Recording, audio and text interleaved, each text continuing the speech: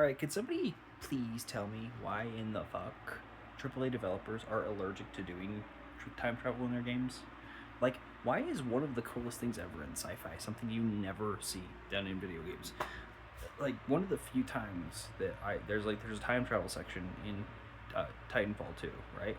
If you played the game, you know what I'm talking about, and it is the coolest thing in any video. One of the coolest things in any video game I've ever played.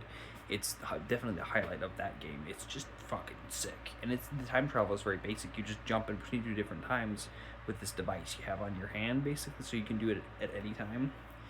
And they're all within like a relatively similar time. Like one happened, let's say 30, 40 years ago, and then the current time you're in, right? It's nothing crazy, but the fact that you could do that completely changes everything. It changes the combat, it changes the way that like things look just a little bit, but enough that you can tell it's clearly different, and it's really cool. And then it just makes you think, why the hell are more video games, why are more like AAA developers not making games with mechanics like that? Why is there not like an entire game centered around the idea of time travel? You know, like imagine Ghost of Tsushima, alright, but I don't know, for some reason I thought that it was about time travel when I first heard about it, way before it came out and before I played it. Because the PR images, for some reason, the mask he was holding his hand to me, that the mask that Jin is holding looks very high tech until you realize it's not. It just kind of looks like that in the image.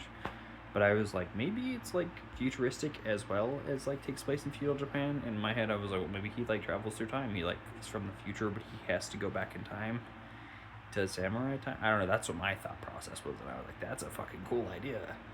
But it wasn't, of course. But I'm like, it makes you think like, why don't more developers do that, dude? Like time travel in video games, especially with how big and crazy a lot of these huge AAA titles are. Like, that would be sick. Imagine if something like Ghost of Tsushima also was like time travel. Like, that would be so cool. But you know, maybe one day we'll start to see stuff like that. I just want to start seeing that kind of stuff in big video games because it would be the bomb.com.